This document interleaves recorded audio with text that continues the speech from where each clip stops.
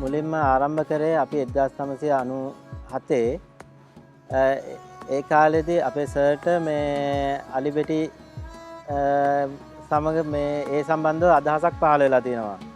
එයාගේ අදහසක් තමයි මේ අලිබෙටි වලින් පේපර් නිෂ්පාදනයේ ක්‍රියාවලිය ආරම්භ වුණේ.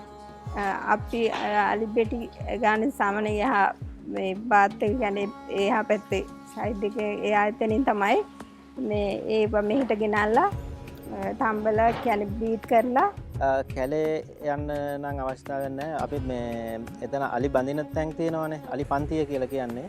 ඒ අලි පන්තියෙන් තමයි අපි එකතු කරගෙන එන්නේ.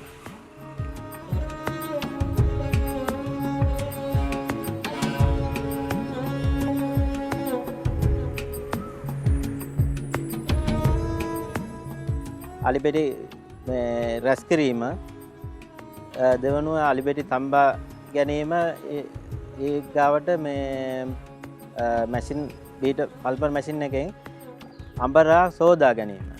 ඉන්න අනතුරුව තමයි පරණ කඩදාසි සමග අලිබෙටි මික්ස් කරලා මේ පල්ප් එකක් නිෂ්පාදනය කරගන්නේ.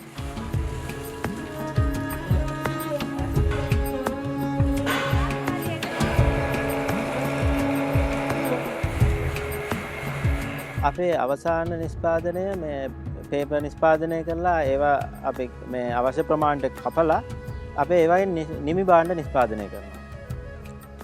පොත් හදනවා, පේපර් කියුබ්, මේ හાર્ඩ් බොක්ස් වර්ග, බෑග් වර්ග.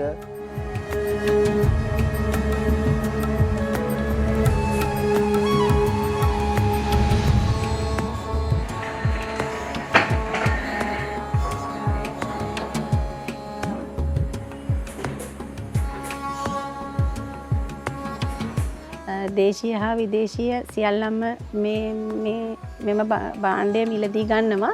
ඒකෙදි සංචාරක ප්‍රවර්ධනයක්ද සිදු වෙනවා අපේ